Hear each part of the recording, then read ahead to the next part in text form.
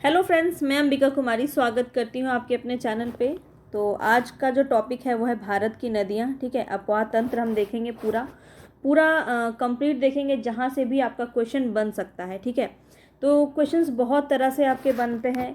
उद्गम स्थल पूछ लिया जाता है, कई बार आपका जो है सहायक नदी पूछ लिया जाता है, कई बार जो है आपका ड्रेनेज पैटर्न से क्वेश्चन पूछा जाता है। अभी आप देख सकते हैं तो अपवाह जो प्रतिरूप है, ड्रेनेज पैटर्न्स, तो यहाँ से क्वेश्चंस आपके काफ़ी ज़्यादा बन रहे हैं। तो हर एक चीज़ को हम देखेंगे, कंप्लीट करेंगे। वीडियो को कंप्लीट देखिएगा तभी आपको जो है ये टॉपिक कंप्लीट हो पाएगा। और इसकी पीडीएफ मैं आपको डाल दूँगी। ठीक है, तो पीडीएफ आपको डाल दूँगी, बहुत ही बेहतरीन रहेगा ये पीडीएफ। आप देख सकते हैं टेलीग्राम पे, तो टेलीग्राम का लिंक आपको मेरे डिस्क्रिप्शन पे मिल जाएगा, वहाँ से आप ले लीजिएगा पीडीएफ। और पीडीएफ को 2 से 4 बार बहुत अच्छे से पढ़िएगा, आपका पूरा जो है कंप्लीट हो जाएगा। जब हम एनसीईआरटी बेस्ड क्वेश्चंस करेंगे उस वक्त आपका सारा टॉपिक जो है कवर हो जाएगा क्वेश्चंस के थ्रू। तो कहीं भी आप नए हैं चैनल पे तो सब्सक्राइब करके बेल आइकन प्रेस कर लीजिएगा, तभी आपको मेरे वीडियो समय पे मिल पाएंगे। तो यहाँ पे भारत की नदियाँ हम देखेंगे और ड्रेनेज सिस्टम देखेंगे, काफ़ी इंपॉर्टेंट रहेगा। तो यहाँ पे पहले देखिए क्या बातें कही गई हैं। तो अपवाह तंत्र और देश की निश्चित वाहिकाओं के माध्यम से जो जल प्रवाह को अपवाह कहते हैं। इस वाहिकाओं के जाल के अपवाह तंत्र उसी को कहा जाता है जो इस क्षेत्र की संरचना एवं उच्चावच द्वारा प्रभावित होते हैं। एक नदी जब विशिष्ट क्षेत्र से अपना जल बहाकर लाती है तो उसे हम जल ग्रहण क्षेत्र कहते हैं। तो देखिए क्वेश्चन आपका ना भाषा में अब फंसा दिया जाता है कई बार आपको, तो सारी चीज़ें आपको समझनी है यहाँ पे, तभी आपको जो है क्वेश्चंस बना पाइएगा।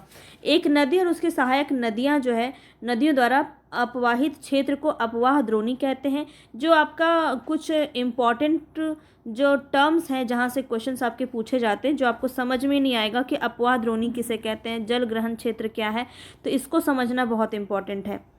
ठीक है, एक अपवाह द्रोणी को दूसरे से अलग करने वाली सीमा को जल विभाजक कहते हैं।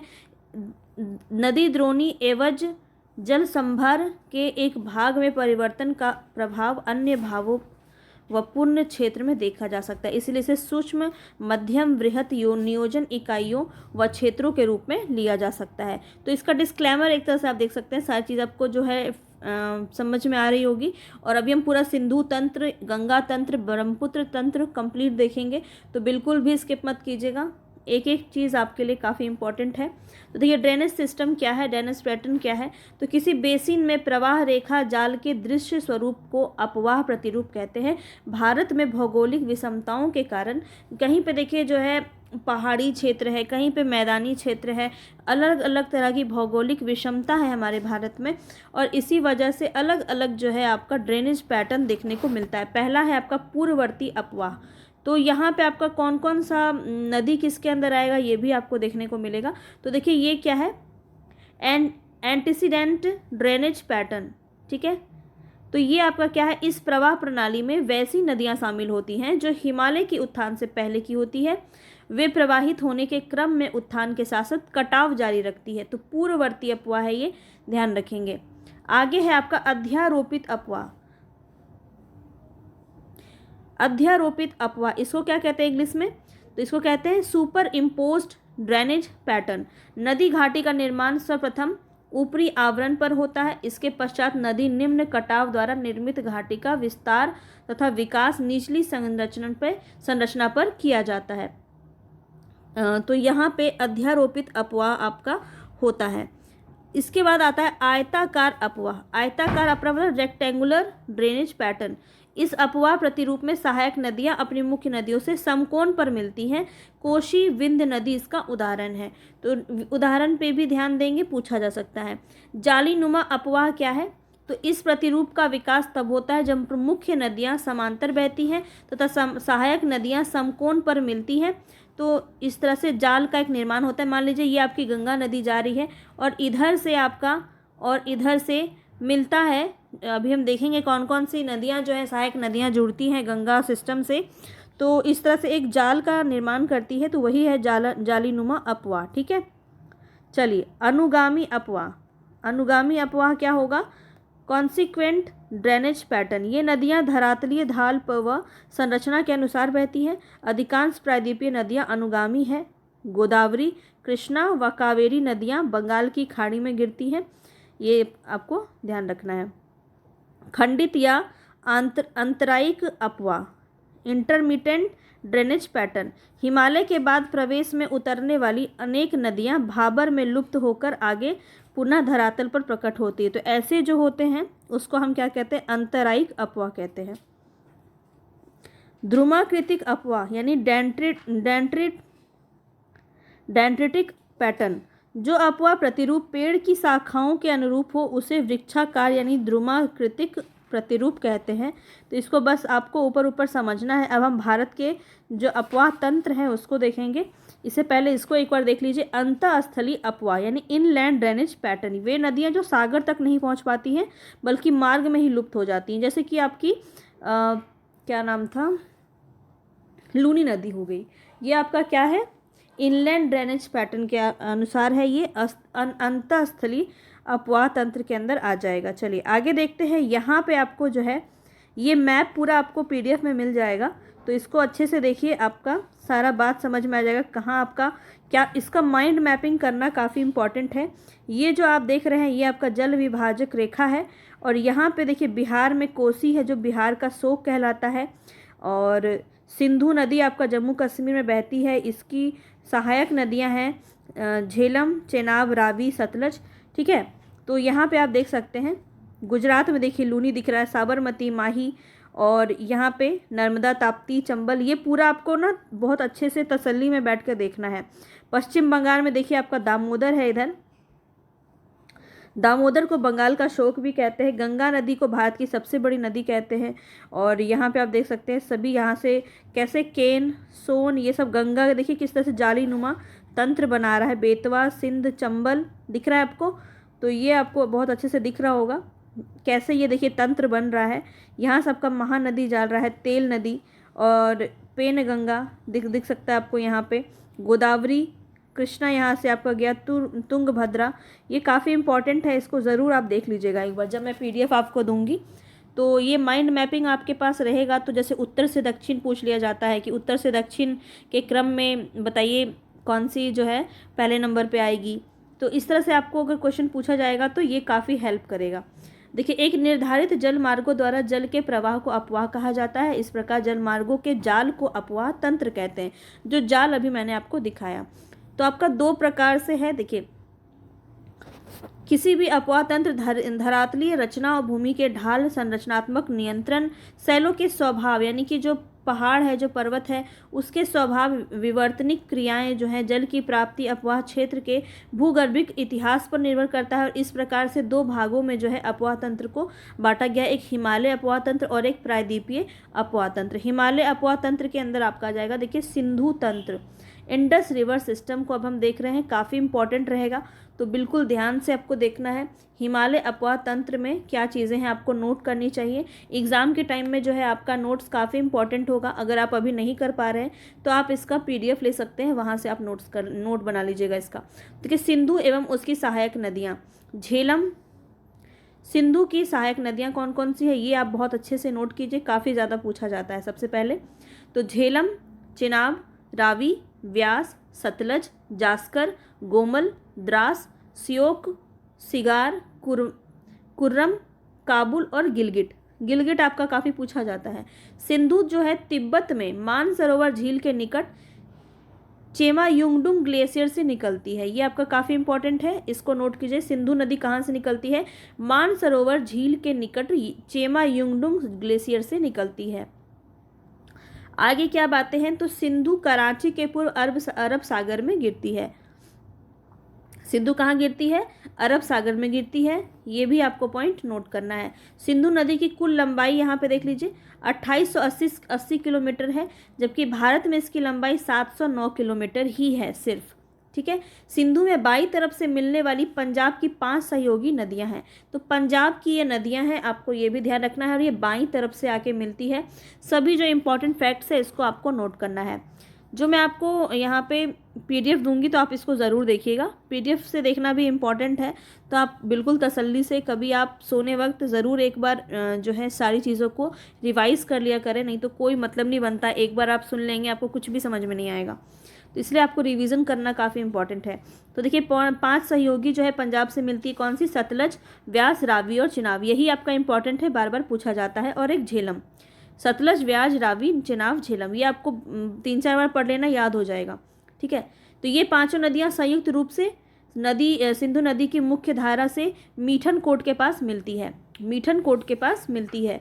सिंधु नदी जो है बाईं ओर से मिलने वाली नदियों में श्योक, काबुल, कुर्रम, गोमल आदि भी प्रमुख है। अब झेलम के बारे में जान लीजिए। अब यहाँ पे झेलम के बारे में ये सब का एक एक करके हम देख लेते हैं कि झेलम आपका कहाँ से निकलती है। ये भी क्वेश्चन आपका कई बार पूछ लिया जाता है। तो झेलम जो है यह पीर पंजाल पर्वत में स्थित शेषनाग झील से निकलकर वुलर झील में मिलती है। तो ये आपको बहुत ही अच्छे से यहाँ पे इसको समझना है। झेलम तथा रावी पाकिस्तान में चिनाब नदी में मिल जाती है। ये कहाँ? झेलम जो है कहाँ मिल जाती है? और रावी पाकिस्तान के चिनाब नदी में जाके मिल जाती है। चिनाब आपका कहाँ से निकलता है? तो यह सिंधु की सहायक नदी है जो हिमाचल प्रदेश में चंद्रभागा कहलाती है। ये पाकिस्तान का है चिनाब नदी, है ना। और रावी जो है ये इसका उद्गम कांगड़ा के पास रोहतांग दर्रे के निकट हुआ था और इसी के निकट व्यास कुंड से व्यास नदी भी निकलती है। इनकी घाटी को कुल्लू घाटी कहते हैं। व्यास सतलज की सहायक नदियां हैं, ये तो आपने देख ही लिया है। सतलज नदी के बारे में जानिए, ये आपका बहुत इंपॉर्टेंट है, पूछा जाता है। तो यह मानसरोवर झील के पास राकस ताल से निकलती है। स्पीति इसकी सहायक नदी है और भाखड़ा नागल बांध जो है ये सतलज पर ही स्थित है। ये भी आपको बहुत ही अच्छे से समझ में आ गया होगा। पूरा सिंधु तंत्र जो है बहुत ही अच्छे से समझ में आ गया होगा। अब हम गंगा तंत्र यहाँ पे देख रहे हैं, ये भी हिमालय के अंदर ही आता है। तो गंगा तंत्र जो है, गंगा रिवर सिस्टम, उसमें उत्तराखंड के उत्तरकाशी जिले से गोमुख के निकट गंगोत्री हिमानी से निकलती है, जहाँ इसे भागीरथी कहते हैं। ये बात आपको नोट करना है। ये क्वेश्चन आपका पूछा जाता है, सेम टू सेम ऐसा ही क्वेश्चन आपसे पूछा जाता है। तो उत्तराखंड से निकलती है, ये भी आपको याद रखना है। कुछ भी पूछा सकता है आपसे, किस जिले से निकलती है? उत्तरकाशी जिले से। अगर हार्ड करने के लिए कुछ भी पूछा सकता है। तो गोमुख के निकट गंगोत्री हिमानी से निकलता है। पर ये आपसे क्वेश्चन में आएगा कि गंगोत्री हिमानी से कौन सी नदी निकलती है? तो क्वेश्चन में आपको गंगा भी दिखेगा और आपको क्वेश्चन में भागीरथी भी दिखेगा। ठीक है, तो आप किसको लगाएंगे? भागीरथी को लगाएंगे, ना कि गंगा को। यहाँ पे आपका गलत हो जाएगा। तो उस समय वो भागीरथी कहलाती है जो गंगोत्री से निकलती है। आगे देखते हैं। पहली बार मैदानी इलाके में गंगा का प्रवेश हरिद्वार के पास होता है। गंगा से बाएं से मिलने वाली सहायक नदियाँ कौन कौन सी है? पश्चिम से पूर्व। ये क्वेश्चन आपका इसी तरह से पूछा जाता है, तो इसको बहुत ही बढ़िया से आपको समझना है। यहाँ पे देखिए, मैंने आपको यहाँ से दिखाया था, ये देखिए। इसको थोड़ा सा मैं छोटा कर लेती हूँ, अब आपको ठीक समझ में आएगा। देखिए यहाँ पे ये गंगा का जो आप देख रहे हैं, ये वाला गंगा का जा रहा है ना, ऐसे जो सीधा जाके फिर बांग्लादेश में मिल जाता है पद्मा के नाम से। आपने इसको देखा है, गंगा नदी को पद्मा कहते हैं बांग्लादेश में। और देखिए ये आपका इस तरफ से जो आ रहा है ये सारा, ये आपका कौन सा हो जाएगा? पश्चिम के तरफ से। इधर से जो आ रहा है ये हो जाएगा पूर्व की तरफ से। तो अब आप समझ गए होंगे। तो यहाँ पे हम देख लेते हैं, बाएं तरफ से मिलने वाली सहायक नदियां हैं रामगंगा, वरुणा, गोमती, घाघरा, गंडक, बूढ़ी गंडक, कोसी और महानंदा। नोट कीजिए, पश्चिम से पूर्व यानी कि ये जो गंगा नदी आ रही है तो पश्चिम से पूर्व की तरफ जाती हुई ये नदियाँ इधर से आपकी मिलती है। और गंगा नदी दाएं से देखिए आपकी यमुना इधर से आती है, टोन्स आती है, सोन आती है। तो ये बातें आपको ध्यान रखनी है। गंगा में दाएं से मिलने वाली सहायक नदियां कौन सी? यमुना, टोन्स और सोन। गंगा नदी भारत की कुल लंबाई 2525 किलोमीटर है। ये आपका एग्जैक्ट पूछा जाता है, तो इसको बहुत ही अच्छे से समझेंगे। जिसमें उत्तराखंड और उत्तर प्रदेश में कितना? 1450, बिहार में 445 किलोमीटर। तो ये क्वेश्चन आपसे पूछा सकता है, बिहार में गंगा नदी की जो लंबाई है वो कितनी है? 445 किलोमीटर। तथा पश्चिम बंगाल में 520 किलोमीटर है। गंगा नदी को बांग्लादेश में पद्मा के नाम से जानते हैं, ये भी आपको नोट करना है। ठीक है, और बांग्लादेश में गंगा को पद्मा कहते हैं, जहाँ वे बंगाल की खाड़ी में मिल जाती है। तो बांग्लादेश की तो अलग ही कहानी है। तो ये क्या होता है यहाँ पे? गंगा को ये क्या कहते हैं, पद्मा कहते हैं। इधर से गंगा निकली, इधर से ब्रह्मपुत्र निकला, ठीक है, ब्रह्मपुत्र निकला इधर से, तो ब्रह्मपुत्र को क्या कहते हैं, ये जमुना। और ये दोनों निकला, पद्मा और जमुना मिल करके यहाँ पे क्या बनाती है, मेघना बनाती है। ये मेघना कहाँ बनती है, ब्रह्मपुत्र में बनती है, सॉरी बांग्लादेश में बनती है। ये बात आपको समझ में आएगा, भी हम आगे और देखेंगे। तो यहाँ पे देखिए अब हम पहुँच गए हैं कहाँ, यमुना की तरफ। तो यमुना के बारे में जान लीजिए कि यमुना जो है इसका उद्गम कहाँ हुआ है, बंदरपूछ श्रेणी में स्थित यमुनोत्री हिमानी उत्तराखंड से जो है इसका उद्गम हुआ है। ये बंदरपूछ श्रेणी आपको याद रखना है। यह इलाहाबाद में गंगा से मिलती है, ठीक है, कहाँ मिलती है, इलाहाबाद में। ये भी पॉइंट आपको नोट करना है, इलाहाबाद में गंगा से मिलती है। इसकी मुख्य सहायक नदियाँ कौन सी है, चंबल, केन, सिंधु और बेतवा, ठीक है, चंबल, केन, सिंधु, बेतवा, चंबल, केन, सिंधु, बेतवा, ऐसे करके आपको याद करना पड़ेगा यमुना की सहायक नदियाँ। अब देखिए चंबल के बारे में जान लेते हैं, चंबल के बारे में जान लेते हैं। यह विंध्य पर्वत के मऊ के पास जाना पाव पहाड़ी से निकलती है और इटावा में यमुना से मिलती है। बनास इसकी मुख्य सहायक नदी है। यह नदी अवनालिका अपर्दन के लिए प्रसिद्ध है और यह उत्खात भूमि का क्षेत्र कहलाता है। तो चंबल के बारे में आपको इतनी बातें समझनी है, ठीक है। विंध्य पर्वत के मऊ के पास जाना पाव पहाड़ी से ये निकलता है और इटावा में यमुना से मिल जाता है चंबल। बनास इसकी मुख्य सहायक नदियां हैं। अगर पूछा जाए तो चंबल की सहायक नदियां अगर पूछा जाए तो बनास याद रखेंगे, ठीक है, बनास याद रखेंगे यहाँ पे, ठीक है। चलिए आगे देखते हैं नेक्स्ट यहाँ पे सोन के बारे में। यह अमरकंटक की पहाड़ी से निकलकर पटना के पास गंगा में मिलती है। ये पॉइंट आपको नोट करना है, यह अमरकंटक की पहाड़ियों से निकलकर पटना के पास गंगा में मिलती है। सोन आपसे पूछा जा सकता है, तो बहुत ही अच्छे से इसको समझना है। रामगंगा देख लेते हैं। यह कुमायूं हिमालय से नैनीताल से निकलकर कन्नौज के पास गंगा में मिलती है। ये कुमायूं हिमालय से निकलती है, ठीक है, नैनीताल से। कुमायूं हिमालय आपने देखा होगा जब हमने भौतिक पढ़ा था, उसमें कुमायूं हिमालय के बारे में हमने पढ़ा था। तो रामगंगा कहाँ से निकलती है, वहीं से नैनीताल से निकल के कन्नौज के पास, देखिए कन्नौज आपको ध्यान रखना है, कन्नौज के पास गंगा में मिलती है। घाघरा के बारे में जान लेते हैं। इसके ऊपरी हिस्से को करनाली कहते हैं। यह मत्सातुंग हिमानी नेपाल से निकलती है। कौन सा, घाघरा। यह छपरा के पास गंगा में मिलती है। तो कौन सा कहाँ से मिलता है गंगा में, ये आपको जानना बहुत ज़्यादा इंपॉर्टेंट है। गंडक जान लीजिए। यह नेपाल चीन सीमा के पास बृहद हिमालय से निकलकर सोनपुर के पास गंगा में मिलती है। सोनपुर के पास जो है गंडक मिलती है गंगा में, ये आपको ध्यान रखना है। कहाँ से निकलती है, तो यह नेपाल चीन सीमा के पास जो है बृहद हिमालय है, वहीं से निकलती है। कोसी के बारे में जान लीजिए। पूर्वी नेपाल के गोसाईथान शिखर से जल लाकर यह बिहार के चांगड़िया के पास गंगा में मिलती है। बार बार मार्ग बदलने एवं बाढ़ के कारण इसे बिहार का शोक भी कहते हैं। ये क्वेश्चन आपका काफ़ी ज़्यादा जो है पूछा जाता है। चलिए आगे बढ़ते हैं ब्रह्मपुत्र तंत्र के ऊपर। उम्मीद है आपको सारी बातें समझ में आ गई होंगी। जितने भी आपको उद्गम स्थल करवाए गए ना, बहुत ही अच्छे से याद कर लेना, काफ़ी इम्पॉर्टेंट है। ब्रह्मपुत्र तंत्र में क्या है, इसका उद्गम मानसरोवर झील के चेमा युंगडुंग हिमनद से इसका जो है उद्गम हुआ है। चेमा युंगडुंग हिमनद आपको बहुत अच्छे से याद रखना है। और तिब्बत में आप ब्रह्मपुत्र को क्या कहते हैं, सांगपो कहते हैं। तिब्बत में क्या कहते हैं, सांगपो कहते हैं। और यह भारत में नामचा बरवा चोटी को काटकर प्रवेश करती है। तो ये आपको बहुत ही इंपॉर्टेंट है, इसको नोट करिए। देखिए जो मैं घेर रही हूँ ना, ये बहुत ज़्यादा इंपॉर्टेंट है। सीधा सीधा क्वेश्चन आपका पूछा गया है।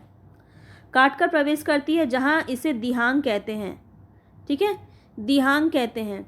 सादिया नगर असम में दो सहायक नदियाँ दिबांग और लोहित के मिलने के बाद इसका नाम ब्रह्मपुत्र पड़ता है, ठीक है। चलिए आगे देखते हैं। ब्रह्मपुत्र की सहायक नदियाँ पूछी जाती है, तो देखिए सुबनासिरी, सन धनश्री, पुथीमारी, मानस, ये सब ब्रह्मपुत्र की सहायक नदियाँ। दुनिया का सबसे बड़ा नदी द्वीप कहाँ है, माजुली द्वीप इसी नदी पर है। किस नदी पर है, ब्रह्मपुत्र पे। यह यमुना नदी यह बांग्लादेश में जमुना के नाम से प्रसिद्ध है और गंगा पद्मा के नाम से बता चुकी हूँ। और इसकी जो संयुक्त धारा है, जब ये मिलती है तो ये यहाँ पे क्या बनाती है, मेघना बनाती है। बस यही पॉइंट मैं आपको बता रही थी। ब्रह्मपुत्र गंगा से ग्वाल्डा के पास मिलती है। ब्रह्मपुत्र गंगा से ग्वाल्डा के पास मिलती है। चलिए अब हम देखेंगे प्रायद्वीपीय अपतंत्र अपवाह तंत्र। प्रायद्वीपीय देखना बहुत ज़्यादा इंपॉर्टेंट है, यहाँ से क्वेश्चन आपका बहुत बनता है। तो पेनिसुलर ड्रेनेज के बारे में पढ़ लेते हैं। प्रायद्वीपीय नदियाँ, ये वाला जो इलाका है ना आपका भारत का जो आपका दक्षिणी इलाका है, ये आपका पूरा प्रायद्वीपीय नदियाँ यहाँ पे आपकी बहती है। तो इसको आप मैप के ज़रिए बहुत अच्छे से समझ सकते हैं। प्रायद्वीपीय नदियाँ हिमालय की नदियों की अपेक्षा अधिक पुरानी हैं। पहले तो ये फैक्ट आपको बहुत अच्छे से समझना है कि प्रायद्वीपीय नदियाँ हिमालय की नदियों से, यानी कि गंगा, अभी हमने जो पढ़ा पूरा, गंगा, सिंधु और ब्रह्मपुत्र, ये तीनों आपका जो है उससे पुरानी है आपकी प्रायद्वीपीय नदियाँ। ये अपने आधार तल को प्राप्त कर चुकी हैं, इसका ढाल अत्यंत मंद है। अब देखिए प्रायद्वीपीय नदियाँ और उसके उद्गम स्थल और लंबाई को एक बार यहाँ पे एक साथ देख लेते हैं। चंबल यह मध्य प्रदेश के मऊ के निकट है और इसकी लंबाई है 965। कृष्णा नदी महाबलेश्वर के निकट से निकलती है और 1400 इसका लंबाई हो जाएगा। कावेरी पश्चिमी घाट में ब्रह्मगिरी से निकलती है, उद्गम स्थल है इसका पश्चिमी घाट में ब्रह्मगिरी, और 800 इसका किलोमीटर इसकी लंबाई है। नर्मदा नदी जो है अमरकंटक से निकलती है, 1312 किलोमीटर इसकी लंबाई है। और ताप्ती जो है बैतुल से निकलती है, बैतुल के निकट से 724 इसकी लंबाई है। अब देखिए कुछ ऐसी हैं जो आपके बंगाल की खाड़ी में गिरने वाली नदियां हैं। तो महानदी यह छत्तीसगढ़ में सिहावा श्रेणी से निकलकर उड़ीसा में डेल्टा बनाते हुए बंगाल की खाड़ी में गिरती है। इसकी सहायक नदियां कौन सी हैं? महानदी की सहायक नदियां याद रखिए जोंक, शिवनाथ और तेल। इसमें जोंक आपका काफ़ी ज़्यादा पूछा जाता है। अब देखिए गोदावरी नदी काफ़ी इंपॉर्टेंट है। गोदावरी नदी प्रायद्वीपीय नदी की सबसे लंबी नदी है, ये ध्यान रखेंगे। लंबाई इसका 1465। तो यह पश्चिमी घाट की नासिक की पहाड़ियों में त्रियंबकम से निकलती है। कौन सी नदी? गोदावरी नदी पश्चिम घाट के नासिक की पहाड़ियों में त्रियंबकम से निकलती, काफ़ी ज़्यादा पूछा जाता है। इसे दक्षिण गंगा भी कहते हैं और बृहद गंगा भी कहते हैं। ये दोनों बातें आपको याद रखनी है। कावेरी को दक्षिण की गंगा कहते हैं और गोदावरी को दक्षिण गंगा कहते हैं। इतना सा इंपॉर्टेंट है इसका। गोदावरी का देखिए आपको सहायक नदी देख लेना है, प्रणाहिता, पूर्णा, पेनगंगा। पेनगंगा काफ़ी पूछा जाता है। इंद्रावती काफ़ी पूछा जाता है। वर्धा, वेनगंगा और मंजीरा, ये सभी किसकी है? गोदावरी की नदियां हैं। चलिए ब्रह्मानी, वैतरणी और स्वर्ण रेखा नदी हम देख लेते हैं। यहाँ पे ब्रह्मानी व स्वर्ण रेखा छोटा नागपुर पठार पर रांची से निकलती है तथा वैतरणी उड़ीसा के क्योझर पठार से निकलती है। कोयल और शंख नदी जब आपस में मिलती है तब ब्रह्मानी नदी कहलाती है। ये आपका कहाँ से? ये भी आपका झारखंड से झारखंड की नदियाँ हैं ये। कृष्णा नदी के बारे में अब हम जानते हैं। कृष्णा नदी काफ़ी इंपॉर्टेंट, और यह प्रायद्वीपीय भारत की दूसरी सबसे बड़ी नदी है। पहली कौन सी थी? गोदावरी। दूसरी सबसे बड़ी नदी है कृष्णा, इसकी लंबाई है 1400 किलोमीटर और महाबलेश्वर के निकट ये निकलती है। इसकी प्रमुख सहायक नदियां हैं कोयना, यरला, वरना, पंचगंगा, दूधगंगा, घटप्रभा, मालप्रभा, भीमा, तुंगभद्रा और मूसी। तो ये आपको कृष्णा की जो सहायक नदियां हैं बहुत अच्छे से नोट करनी है। चलिए तुंगभद्रा जो है ये सहायक नदी, तुंगभद्रा की सहायक नदी क्या है? हगरी। कावेरी की तरफ बढ़ते हैं आगे। कावेरी भी बहुत इंपॉर्टेंट है आपका, ये दक्षिण की गंगा कहलाती है और कहाँ से निकलती है? तो कर्नाटक के कुर्ग जिले के ब्रह्मगिरी से निकलती है। इस घाटी में ग्रीष्मकालीन और शीतकालीन दोनों मानसून पाए जाते हैं, जिससे इसमें वर्ष भर जल इसमें भरा हुआ रहता है। इसकी सहायक नदियाँ देखिए हेमावर्ती, लोंडा पावनी, सिमसा, अर्कावती, भवानी, कबबिनी, अमरावती काफ़ी पूछा जाता है, अमरावती, लक्ष्मण तीर्थ, स्वर्णतपा भी आपका काफ़ी ज़्यादा पूछा जाता है। आगे देखते हैं, यह कर्नाटक में शिव समुद्र नामक जलप्रपात बनाती है, बहुत इंपॉर्टेंट है। कावेरी को दक्षिण की गंगा की उपमा दी गई है। कावेरी एवं कृष्णा के बीच पेन्नार नदी का बेसिन है जो केरल में है आपका, ठीक है। ये भी बहुत इंपॉर्टेंट है कि ये क्वेश्चन आपका बहुत ज़्यादा पूछा गया है बीपीएससी में। तो कावेरी और कृष्णा नदी के बीच बहुत सारे आपको दे दिए जाएंगे, कृष्णा नदी, नर्मदा नदी, माही नदी, कावेरी नदी के बीच। तो यहाँ पे आपको ध्यान रखना है कावेरी और कृष्णा के बीच में पेन्नार नदी का बेसिन है, ध्यान रखेंगे। अब देखिए अरब सागर में गिरने वाली कुछ नदियाँ हैं जिसमें आपका पहला नाम आता है नर्मदा। इसका उद्गम कहाँ से है? मैकाल पर्वत की अमरकंटक की चोटी से है। ये 1057 मीटर इसका जो है आपका लंबाई है। अरब सागर में गिरने वाली प्रायद्वीपीय भारत की सबसे बड़ी नदी है नर्मदा, ध्यान रखेंगे, ये क्वेश्चन भी आपका पूछा जाता है। विंध्याचल एवं सतपुड़ा के बीच यह भ्रंश घाटी यानी रिफ्ट वैली बनाती है, विंध्याचल और सतपुड़ा के बीच। ये आपको फैक्ट बहुत ही इम्पॉर्टेंट है, याद रखना है। विंध्याचल और सतपुड़ा के बीच यह भ्रंश घाटी बनाती है। जबलपुर के पास धुआंधार जलप्रपात बनाती है। खाड़ी में गिरने से पहले यह जो है ज्वारंद मुख बनाती है। नर्मदा की सहायक नदियाँ क्या है? तवा, दूधी, शक्कर, हिरन, ओसरन, कोनार, माचक, ये सभी आपको नर्मदा की सहायक नदियाँ ध्यान रखनी है। ताप्ती के आगे बढ़ते हैं। ताप्ती भी आपका अरब सागर में गिरती है और यह मध्य प्रदेश के बैतूल जिले के मुल्लाई नामक स्थान से सतपुड़ा श्रेणी से निकलती है। बहुत इंपॉर्टेंट है, यहाँ से आपका कितना ही क्वेश्चन पूछा जा सकता है, पूछा जा चुका है, तो इसको बहुत ही अच्छे से आपको समझना है, बिल्कुल भी स्किप नहीं करेंगे। सतपुड़ा एवं अजंता के बीच भ्रंश घाटी का निर्माण करती है। पूर्णा इसकी प्रमुख सहायक नदी है, ये आपको ध्यान रखना है। पूर्णा जो है इसकी ताप्ती की सहायक नदियां हैं। और भ्रंश घाटी का निर्माण ये किसके बीच में करती है? सतपुड़ा एवं अजंता के बीच करती है ताप्ती नदी, ध्यान रखेंगे। और नर्मदा किसके बीच में करती है? विंध्याचल और सतपुड़ा नदी के बीच में भ्रंश घाटी बनाती है। क्वेश्चन आपका पूछा जाता है। तो आगे बढ़ते हैं यहाँ पे साबरमती के बारे में। राजस्थान के मेवात की पहाड़ियों से निकलकर यह खंबात की खाड़ी में गिरती है। यह पश्चिम की तरफ प्रवाहित होने वाली तीसरी बड़ी नदी है। माही के बारे में पढ़ते हैं।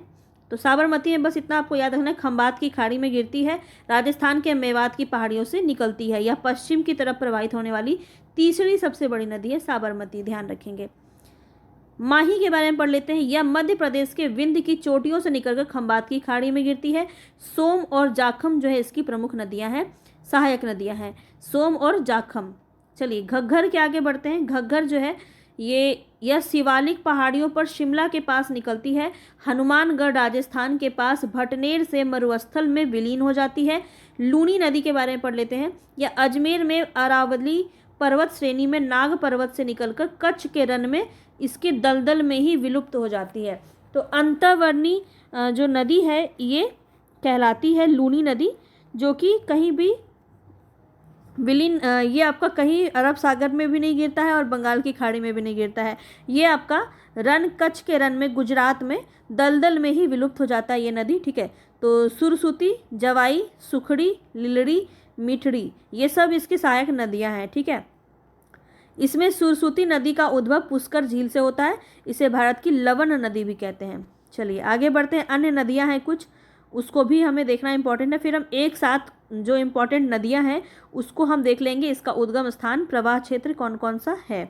तो क्वेश्चन आपका वहाँ से सीधा सीधा बन जाता है। तो गुजरात में आपका सतरंजी है, भादर है नदी, गोवा में मांडोवी नदी है, जुआरी नदी है, राचोल नदी है, कर्नाटक में काली नदी है, बेड़ती नदी है, गंगावेली है, शरावती नदी है और नेत्रवती।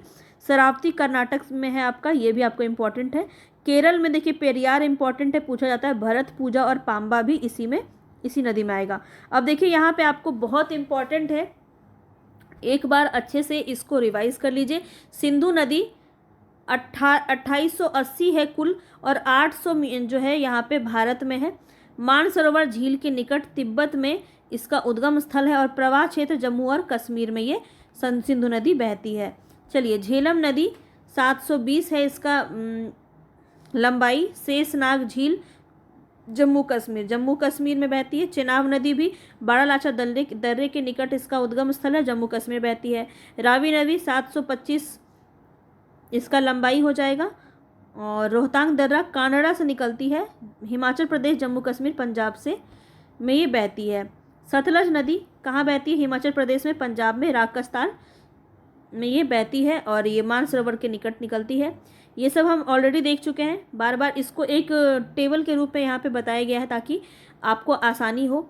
व्यास नदी 470 इसका लंबाई है और रोहतांग दर्रा से ये निकलता है, हिमाचल प्रदेश में ये बहती है। गंगा नदी 2510 और टोटल 2071, यानी ये पूरा आपका जो है 2525 है। वैसे गंगोत्री के निकट गोमुख से निकलती है, उत्तराखंड, उत्तर प्रदेश, बिहार, पश्चिम बंगाल में, भारत में ये बहती है। यमुना नदी गंगोत्री ग्लेशियर से निकलती है, बंदरपूछ से, याद रखेंगे, उत्तराखंड उत्तर प्रदेश में बहती है। रामगंगा नैनीताल के निकट एक हिमनद से निकलती है, उत्तराखंड और उत्तर प्रदेश में बहती है। घाघरा नदी मपसा तुंग नेपाल हिमनद से निकलती है और उत्तर प्रदेश बिहार में बहती है। गंडक नदी नेपाल तिब्बत सीमा पर, ये कब कहाँ ये जो है गंगा में मिलती है, ये क्वेश्चन मैंने आपको बहुत अच्छे से बताया है, अच्छे से नोट कर लीजिएगा, पूछा जाता है। कोसी नदी देखिए बिहार में बहती है गंडक नदी। कोसी जो है नेपाल में सप्त कोसिकी यानी गोसाई धाम यहाँ से निकलती है, सिक्किम और बिहार में ये नदी बहती है। चंबल नदी मऊ के निकट जाना पाव पहाड़ी से निकलती है, मध्य प्रदेश में बहती है। एक जगह पे आपको यहाँ पे दे दिया गया, रिवीजन बहुत अच्छे से हो सकता है। बेतवा नदी भोपाल के पास उबेदुल्ला गंज के पास निकलती है, मध्य प्रदेश में बहती है। सोन नदी अमरकंटक की पहाड़ियों से निकलती है, मध्य प्रदेश और बिहार में बहती है। दामोदर नदी छोटा नागपुर पठार के दक्षिण पूर्व से निकलती है और झारखंड और पश्चिम बंगाल में बहती है और इसे बंगाल का शोक भी कहते हैं, ठीक है। ब्रह्मपुत्र नदी मानसरोवर झील के निकट बहती है, तिब्बत में इसे सांगपो कहते हैं और अरुणाचल प्रदेश में ये बहती है, ठीक है। महानदी सिहावा के निकट रायपुर से निकलती है और मध्य प्रदेश छत्तीसगढ़ उड़ीसा में बहती है। वैतरणी नदी जो है क्योंझर पठार से निकलती है, उड़ीसा में बहती है। स्वर्ण नदी उड़ीसा झारखंड पश्चिम बंगाल में बहती है, छोटा नागपुर पठार से निकलती है। गोदावरी नदी नासिक की पहाड़ियों से निकलती है और महाराष्ट्र कर्नाटक और आंध्र प्रदेश में बहती है। कहाँ बहती है ये क्वेश्चन भी आपका बहुत पूछा जाता है, इसीलिए करवा रही हूँ, फालतू का नहीं है, तो इसको अच्छे से देख लीजिएगा। कृष्णा नदी महाबलेश्वर के निकट निकलती है, महाराष्ट्र कर्नाटक आंध्र प्रदेश में बहती है। कावेरी नदी ब्रह्मगिरी से निकलती है और कर्नाटक और तमिलनाडु में बहती है। नर्मदा नदी अमरकंटक की चोटी से निकलती है, मध्य प्रदेश और गुजरात में बहती है। ताप्ती नदी मुल्ताई बैतूल से निकलती है और मध्य प्रदेश और गुजरात में बहती है। साबरमती जयसमंद झील उदयपुर से निकलती है और राजस्थान और गुजरात में बहती है। लूनी नदी नाग पहाड़ मिरुड़ी जोजरी से निकलती है, राजस्थान और गुजरात में बहती है। बनास नदी खमनौर की पहाड़ियों से निकलती है, कर्नाटक और तमिलनाडु में बहती है। माही नदी मेहद झील से निकलती है और मध्य प्रदेश गुजरात में बहती है। अब देखिए कुछ ऐसे आपके क्वेश्चन पूछे जाते हैं कि किस नदी के किनारे कौन सा जो है शहर आपका स्थित है, तो ये आपका बहुत इंपॉर्टेंट है, इसको एक बार ज़रूर देख लीजिएगा। यहाँ से क्वेश्चन आपका 5 से 6 बार बन चुका है ऑलरेडी। आगरा आपका यमुना नदी के निकट है, ठीक है। भारत में नदियों के किनारे स्थित जो नगर है, यहाँ से क्वेश्चन है आपका पूछा जाता है। अहमदाबाद साबरमती, इलाहाबाद गंगा जमुना, गया जो है फाल्गु नदी, ये याद रखेंगे। कोलकाता हुगली नदी, कटक महानदी, गुवाहाटी ब्रह्मपुत्र, गुवाहाटी भी आपका पूछा जाता है, ब्रह्मपुत्र याद रखेंगे। हरिद्वार किस नदी पे है, तो गंगा नदी है।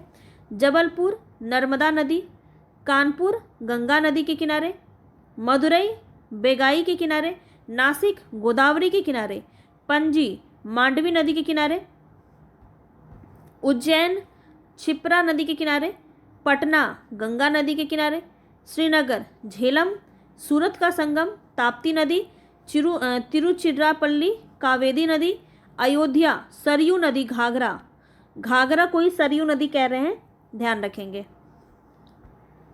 अयोध्या काफ़ी ज़्यादा पूछा गया, सरयू नदी। जौनपुर गोमती, डिब्रूगढ़ ब्रह्मपुत्र नदी, हैदराबाद मूसी नदी, काफ़ी इंपॉर्टेंट है, इंपॉर्टेंट पूछा गया ये भी। कोटा चंबल नदी, संबलपुर महानदी, श्रीरंगपट्टनम कावेरी नदी, ये भी आपका इंपॉर्टेंट पूछा गया है, जो बता रही हूँ ना वो पूछा गया है आपका।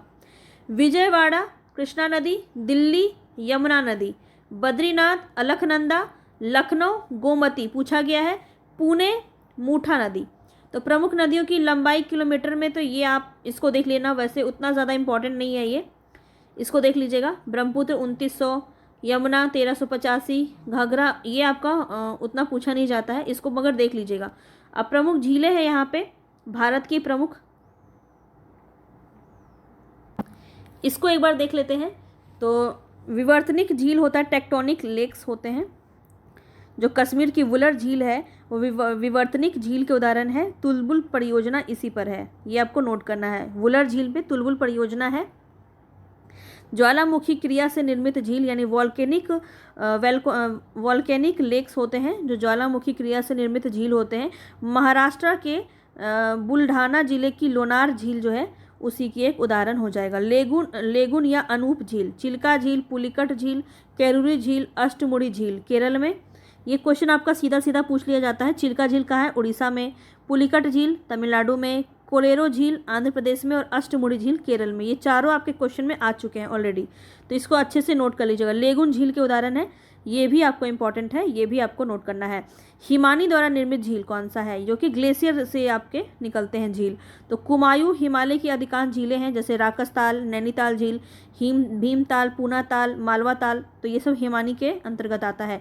वायु द्वारा निर्मित झील, तो ये सांभर झील जो है बहुत बड़ा उदाहरण है राजस्थान का। डिंडवाना और पंचभद्रा, लून करनसर जो है ये भी आपका उदाहरण है। अब देखिए कौन सा झील किस राज्य में है, क्वेश्चन आपका पूछा जाता है, तो इसको यहाँ पे एक बार देख लीजिए। कोटक झील मणिपुर में। वेम्बनाड केरल में पूछा जाता है, ये इंपॉर्टेंट है। जो बता दूंगी इंपॉर्टेंट है वो यानी समझ लो पूछा गया, ठीक है। डल झील काफ़ी बार पूछा गया, जम्मू कश्मीर में, ये भी आपका इंपॉर्टेंट है। मानसबल जम्मू कश्मीर। शेषनाग जम्मू कश्मीर। अनंतनाग जम्मू कश्मीर। उदय सागर राजस्थान। पिछोला राजस्थान। फतेह सागर राजस्थान। जयसमंदम राजस्थान। और हुसैन सागर आंध्र प्रदेश। वेम्बनाड झील जो है ये जो इम्पॉर्टेंट है वो मैं आपको यहाँ पे बता रही हूँ, ठीक है। यहाँ से क्वेश्चन आपका बहुत ज़्यादा पूछा जाता है, तो एक टक आपको देखते ही रहना है, कुछ भी आपका जो है यहाँ पे फालतू का नहीं है, सारा चीज़ आपको बहुत ही इंपॉर्टेंट यहाँ पे बताया गया है। तो वेम्बनाड झील पर वेलिंगटन द्वीप स्थित है, जहाँ पर नौकायन प्रतियोगिताएं लगाई जाती है। भारत की सबसे लंबी झील है, सबसे लंबी झील ये याद रखेंगे, वेम्बनाड झील। भारत में सबसे बड़ी मीठे पानी की झील कौन से होती है? वुलर झील जो जम्मू कश्मीर में है। भारत की सबसे बड़ी खारे पानी की झील सांभर झील जो राजस्थान में है। भारत की सबसे बड़ी कृत्रिम झील कौन सी है? गोविंद सागर झील जो पंजाब के रोपड़ जिले में सतलज नदी पर भाखड़ा नागल बांध में निर्मित है। गोविंद सागर झील याद रखेंगे, ये कृत्रिम झील है। और भारत की सबसे अधिक ऊंचाई पर स्थित झील कौन सा है? चोलामू झील है जो सिक्किम में स्थित है। अब कुछ जलप्रपात है, यहाँ से क्वेश्चन आपके पूछे जाते हैं। जलप्रपात देखिए, शिव समुद्रम कावेरी नदी पर। कूचिकल वराही नदी पर भारत में सबसे ऊंचा है ये। गोकक नदी कृष्णा की सहायक नदी है ये। येना जलप्रपात नर्मदा नदी पर है। चुलिया जलप्रपात चंबल नदी पर है। पायकारा जलप्रपात नीलगिरी के पर्वतीय क्षेत्र वाली नदी पर है। धुआंधार जलप्रपात काफ़ी ज़्यादा पूछा जाता है, इंपॉर्टेंट है, ये नर्मदा नदी पर है। मधार नर्मदा नदी पर है। पुनासा जलप्रपात नर्मदा नदी पर है। कपिल धारा पूछा जाता है, नर्मदा नदी पर है। हुंड्रू जलप्रपात काफ़ी इंपॉर्टेंट, स्वर्ण रेखा नदी पर है। चित्रकूट जलप्रपात इंद्रावती नदी पर है, भारत का नियाग्रा जलप्रपात भी इसे कहते हैं। गगन चुक्की कावेरी नदी पर है। भार चुक्की भी कावेरी नदी पर है। और जोग जो कि गरसोप्पा नदी महात्मा गांधी भी इसे कहते हैं। जोग जलप्रपात शरावती नदी पे है, ये आपका बहुत इंपॉर्टेंट है। अब कुछ ऐसे फैक्ट हैं जो आपको याद रखने हैं। भारत का सबसे ऊंचा जलप्रपात कूचिकल कर्नाटक में। उज्जैन बसा है कहाँ? क्षिप्रा नदी के किनारे, आपने देखा है, हमने अभी भी हमने बात किया है। किस नदी को नेपाल में शालिग्राम और नारायणी कहते हैं? गंडक नदी को, इंपॉर्टेंट है। भागीरथी और अलकनंदा कहाँ मिलती है? देवप्रयाग में। गोखुर झीलें पाई जाती हैं उत्तर भारत के मैदानी इलाकों में। हैरिके बैराज निकलने वाली नहर कौन सी है? इंदिरा गांधी नहर, इंपॉर्टेंट है, ये आपका पूछा गया है, ठीक है। जल प्रवाह के आयतन का माप क्यूसेक में। गंगा किस प्रकार की नदी है? पूर्वानुवर्ती नदी है, ये क्वेश्चन आपका पूछा गया है। तो जो हमने अभी देखा था ऊपर पे वह अपवाह तंत्र के अंदर, तो ये आपको याद रखना है। भारत का सबसे बड़ा परियोजना नर्मदा पर है, भाखड़ा नागल। सिंधु नदी भारत की किस राज्य से गुजरती है? जम्मू कश्मीर। उड़ीसा का शोक महानदी को कहते हैं। बंगाल का शोक दामोदर को कहते हैं। बिहार का शोक कोसी को कहते हैं, याद रखना। गोदावरी का विस्तार जो है 5 राज्यों में होता है। गोदावरी का विस्तार ये भी आपका बहुत इंपॉर्टेंट है, पूछा जाता है, तो इसको याद रखिए। गोदावरी का विस्तार 5 राज्य, महाराष्ट्र, छत्तीसगढ़, मध्य प्रदेश, उड़ीसा और आंध्र प्रदेश। इतनी बातें आपको ध्यान रखनी है और पूरा आपको अच्छे से समझ में आ गया होगा। पसंद आया होगा तो लाइक कर दीजिएगा और कमेंट करके बताइएगा कि आपको सारी चीज़ें समझ में आई कि नहीं। इसका PDF आपको मिल जाएगा मेरे टेलीग्राम चैनल पे, तो ज़रूर ज्वाइन कीजिए टेलीग्राम। डिस्क्रिप्शन बॉक्स में आपको मिल जाएगा इसका लिंक। चलिए मिलेंगे नेक्स्ट वीडियो में, तब तक के लिए धन्यवाद।